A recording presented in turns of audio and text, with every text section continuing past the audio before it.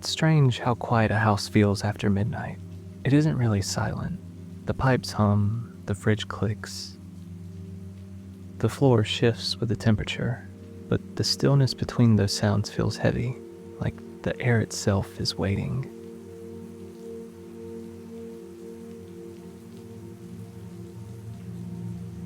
That's what I remember most about that night, was the waiting. I'd been living there 6 months, a small rental at the edge of town. One of those old houses that looked cozy in the daylight, but kind of creepy after dark.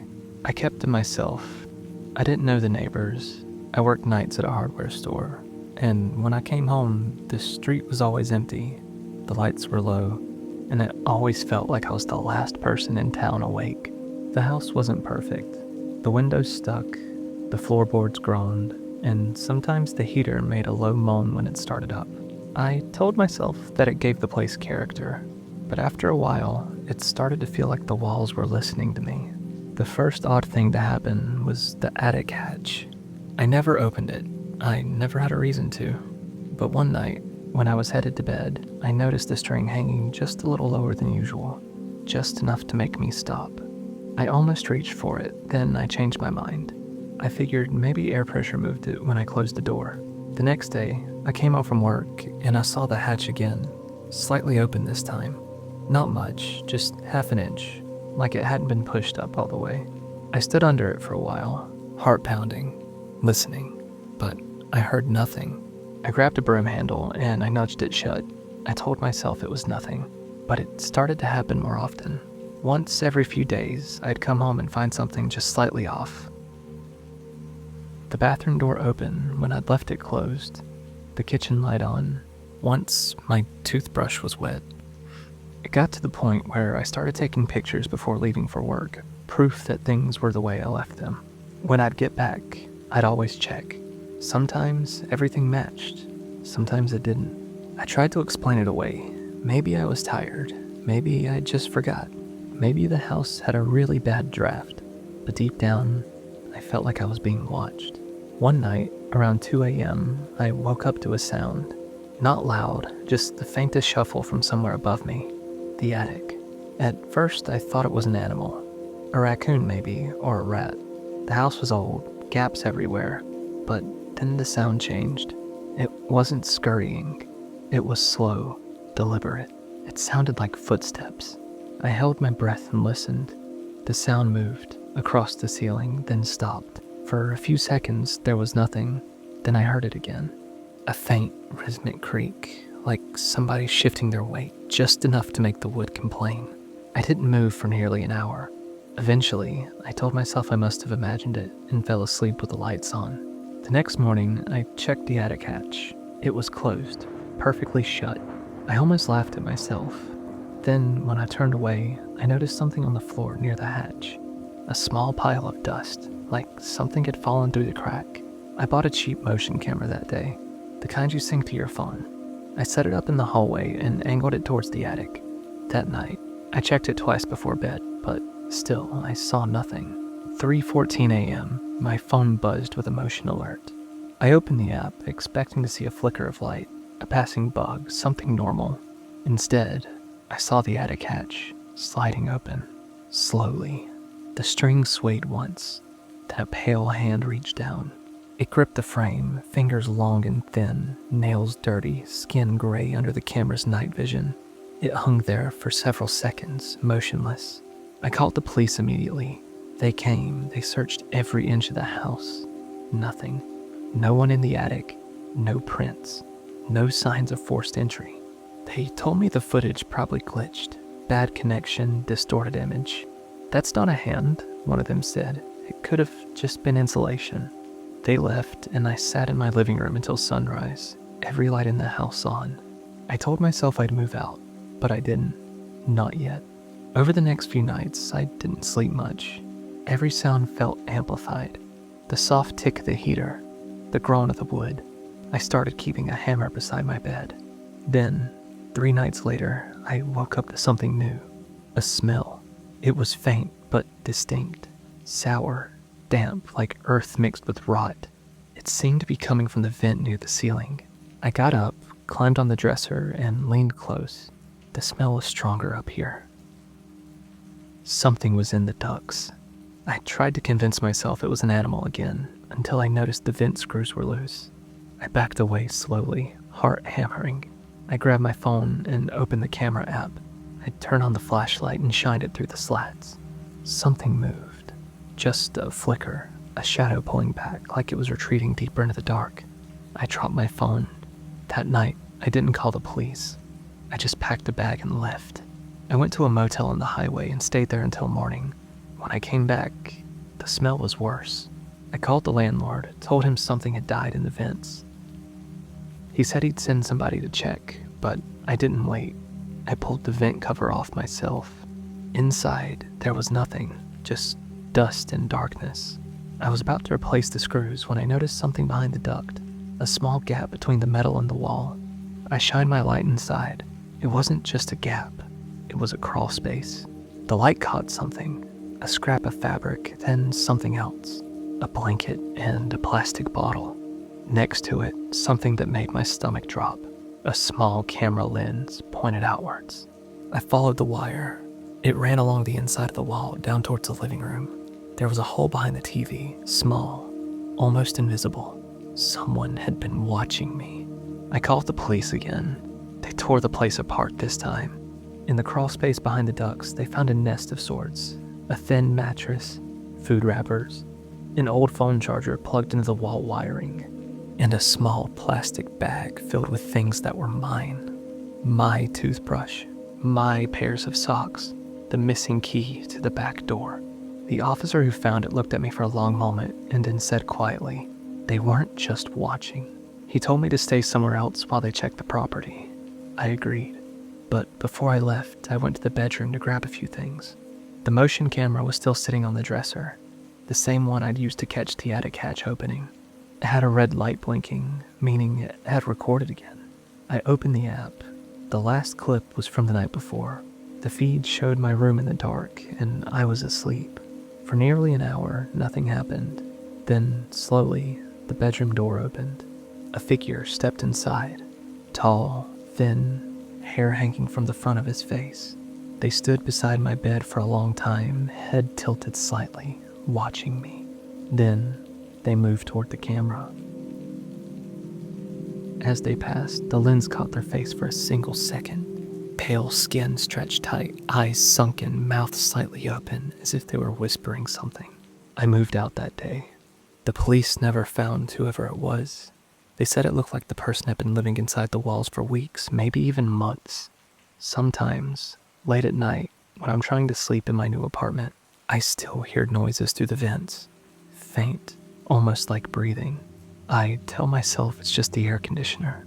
But every time I check, every time I listen too long, it starts to sound less like a house and more like it's somebody waiting for me on the other side.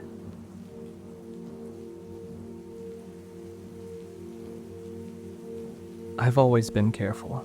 Careful about locking doors, checking windows, keeping a light on when I'm gone. It wasn't paranoia, just habit. My dad drilled it into me growing up. Locks don't stop bad people, he used to say. They just make them think twice. So when I bought my first house, a small single-story place just outside the city, I made sure it had good locks. 2 on every door, deadbolts, cameras at each entrance. I even replaced the flimsy glass door with a heavier one that had a steel bar at the bottom. I wanted to feel safe. But safety's an illusion. You don't really realize that until the lock stopped meaning anything. The first night it happened, it was nothing dramatic, just a noise. A small, soft click from the back door, the kind a latch makes when it doesn't catch completely. I heard it from my bedroom, half asleep, and told myself it was just the wind. But the next morning, the door was unlocked. I stood there for a long time, hand on the cold metal handle, trying to remember if I'd maybe forgotten. Maybe I didn't pull it tight enough, maybe it hadn't latched fully. It was easy to explain away, so that's exactly what I did.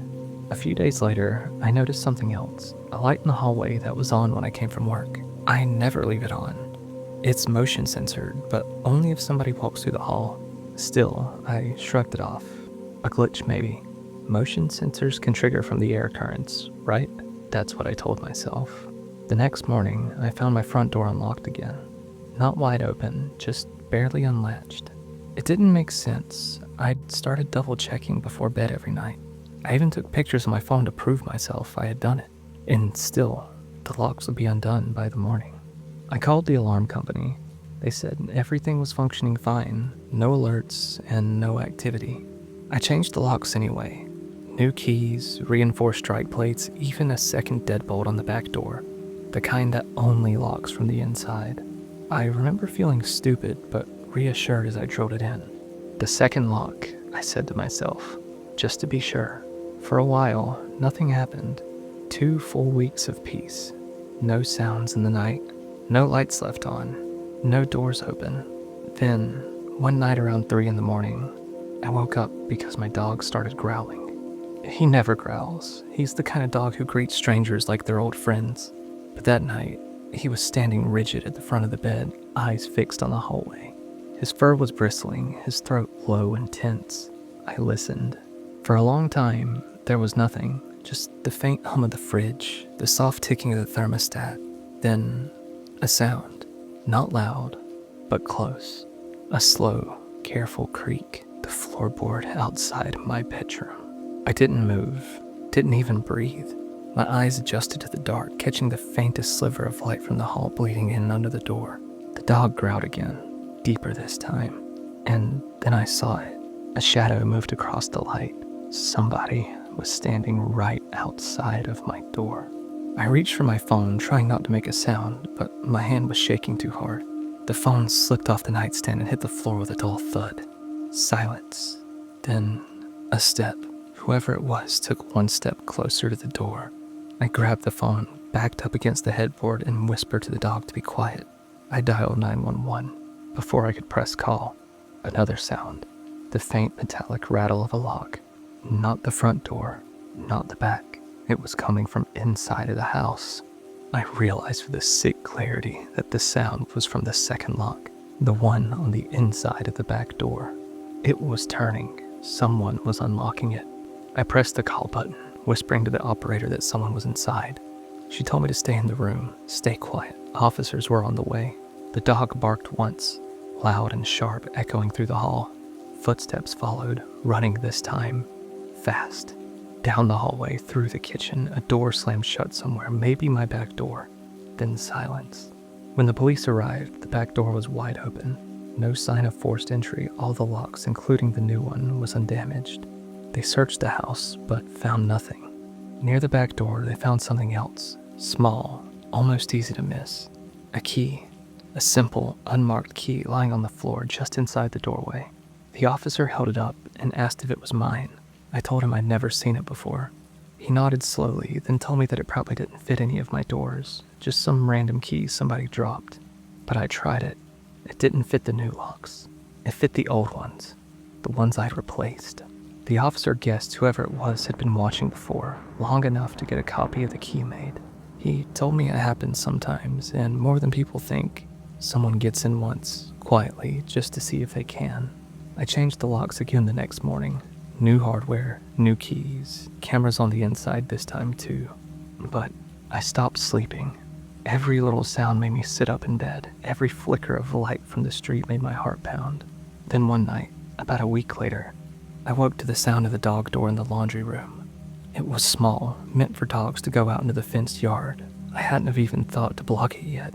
I heard the flap swing open, then softly close. Then nothing. The dog didn't growl this time. He stayed perfectly still, staring at the doorway like he was too afraid to move.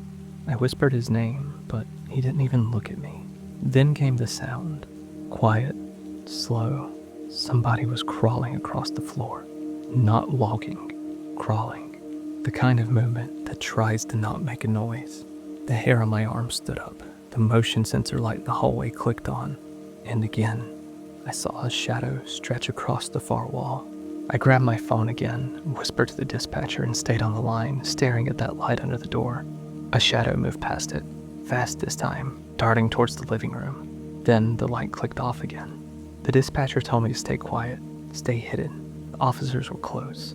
I heard another sound, not from inside the house, but outside. Tires on gravel, the faint crunch of car doors, voices. The police were here. They found the back door open again, and the dog door flap swinging. No sign of anyone. No footprints this time, just a faint smudge on the floor, like a palm print. They stayed with me until morning, and then they helped me board up the dog door. One of the officers, older guy, maybe mid-50s, told me something I still can't get out of my head. He said, sometimes intruders don't break in to steal. They do it to exist quietly in somebody else's space, to see if they can live there unnoticed. He said it happens more than people want to believe. People hiding in attics, crawl spaces, basements, moving things around just slightly, unlocking doors just to make you doubt yourself. I told him I didn't have an attic or a basement, just a small crawl space under the floor. He looked at me for a long moment, then asked if I'd ever checked it. I hadn't. He crouched by the small hatch on the laundry room floor and opened it. The smell hit first, damp, earthy, and stale. He shined his flashlight inside, sweeping the beam across the dirt and pipes, and then he stopped. There was a small indentation in the dirt, like someone had been laying there. Next to it, a half-empty bottle of water and a candy wrapper. I still remember the officer's look. I still remember the officer's light shook a little as he looked at me. He said whoever it was probably came through the dog door, small enough to fit, and had been living there, waiting for nighttime when I was asleep. They took the bottle of water and wrapper for evidence, but they never found the person. That was 6 months ago. I sold the house, moved into an apartment on the 5th floor with security cameras, guards, locked gates, the works. I thought I was done with it, until last week. I came home from work, unlocked my doors, and immediately noticed something was off. The second lock, the deadbolt that I always keep engaged, was already unlocked. And sitting just inside, on the floor against the wall, was a small, familiar object. That plain metal key, unmarked, exactly like the one they found at my old house. I stood there for a long time, staring at it, trying to breathe. Then, faintly from the kitchen, the soft, hollow click of the refrigerator door closed. It started with little things I could ignore if I really tried. A window slightly open that I swore I'd closed. A kitchen chair pulled out a few inches further than I remembered. A faint scuff mark on the floor near the back of the door that wasn't there before. I told myself it was nothing. Maybe I forgot to close the window. Maybe I bumped the chair rushing out for work. Houses make noises on their own sometimes. That's what I kept telling myself. I live alone, and when you live alone, you start talking yourself out of things. It's easier that way. You get used to your own explanations because they're the only ones that make sense to you. The first time I really felt something was wrong was a Tuesday night in early November. I'd gotten home late, close to midnight, and was microwaving leftovers in the kitchen. The house was quiet, except for the hum of the microwave and the ticking of the clock over the sink. That's when I noticed the back door was open. I always lock it. Always. It's a habit. The key hangs right next to it, and I always twist it once before heading upstairs. But that night, it was unlocked. And not just unlocked, but slightly open. I remember standing there, frozen, watching the curtain over the glass shift just a little as the cold air came through the crack. I closed it, locked it, and told myself I must have forgotten. It had been a long day, I was tired, but I didn't sleep well that night. Every crack and shift of the house felt deliberate, like somebody was walking through the rooms downstairs. When morning came, everything looked normal. No signs of forced entry, no missing items, just the same silence as always. Over the next few days, I tried to forget it. I even laughed at myself a little. But then things started happening more often. I'd find the bathroom light on when I came home from work, or the hallway closet door left ajar. Once, my keys weren't on the kitchen counter where I always put them. I found them hours later in the living room, sitting on the coffee table. That was the first time I started feeling like somebody was moving my things on purpose. I thought about setting up cameras, but I didn't want to feel paranoid.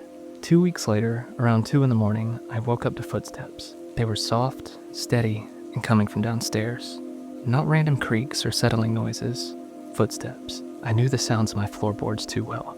I sat up slowly, listening. Step, pause, step. Somebody was moving through my kitchen. For a full minute, I didn't move. I just listened, trying to convince myself it wasn't real. Maybe it was the fridge compressor. Maybe it was a stray animal. Maybe it was anything but a person. Then I heard the refrigerator door open, that gentle suction sound when the seal breaks, and a faint rattle of bottles and jars.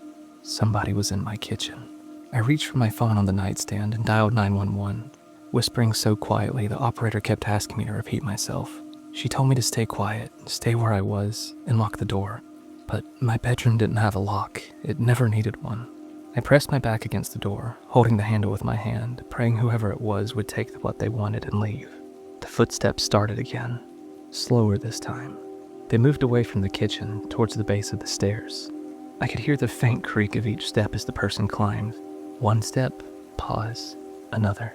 It was so slow, so careful, like they were trying not to wake me. I told the operator they were coming upstairs, but I couldn't even tell if she heard me. My voice came out as a whisper. The stairs creaked again, then silence. And in that silence, I realized I could see a sliver of light under the door from the hallway nightlight. Then it changed.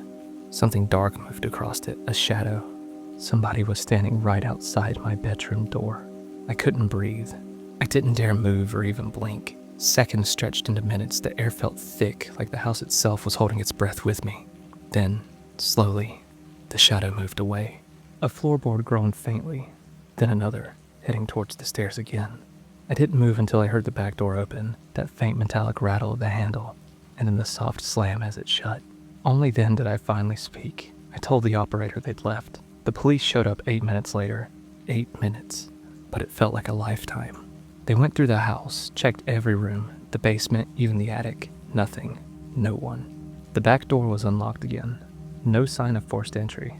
There were muddy footprints on the kitchen tile, leading from the door to the fridge and halfway up the stairs.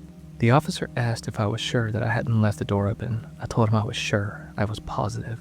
He nodded, but I could tell he didn't believe me. They filed a report and left. I didn't sleep at all that night. The next morning, I installed new locks, reinforced the door frame, and put bars on the windows. I even bought a small camera system and set it to watch the main floor. For a while, nothing happened. Weeks passed, and I started to feel normal again. The thing about fear, once it finds a home, it doesn't leave. It hides, waiting for someone to feed it. 2 months later, it came back. I was asleep when my phone buzzed. The motion alert from the security camera. Kitchen, 2:37 a.m. I opened the app. The image was grainy in the dark, but clear enough to see the refrigerator door hanging open. At first, I thought maybe I'd left it that way. Then something moved in the corner of the frame. A figure, tall and wearing dark clothes. They weren't rummaging or rushing, they were just standing there, facing the camera. Then they turned their head, slow, deliberate, until they were standing directly into the lens. I don't remember breathing after that. I don't even remember calling the police again. I just remember sitting there in bed, staring at the screen, too afraid to move, too afraid to look away. The officers came again, found the same thing. The back door open, muddy footprints, but nobody was inside. They told me whoever it was must have been watching the house, learning when I was asleep. They recommended I stay somewhere else for a while, so I went to my sister's. For the first few nights, I barely slept. Every sound made me jump. Every creak of the floor sounded like someone creeping through the hallway again. Then, one morning, my sister came into the kitchen with her phone. She asked if I'd been back to my house. I told her no. She handed me her phone. It was a text from my neighbor, sent earlier that morning. A photo of my house, my front door, wide open. The police went out again, but there was nothing inside. Everything was untouched except for one thing. On the kitchen counter, where I always set my keys, someone had left a single photograph. It was printed from my security camera. The same one I'd watched on my phone that night. The image showed the intruder standing in the kitchen looking into the lens, and behind them, just barely visible through the doorway, was my bedroom at the top of the stairs. And in the picture, the bedroom door wasn't closed. It was open. That was the last time I ever went back there. I moved cities, changed my number, even got rid of the camera system. I didn't want to see anything ever again. But sometimes, when I wake up in the middle of the night, I still feel it, that sense of being watched, that breathless moment before the floor creaks. And I always check my phone, always, just to make sure there isn't another motion alert waiting for me. Because one day, I know there will be. And this time, whoever it is won't just be standing in the kitchen, they'll already be in the room.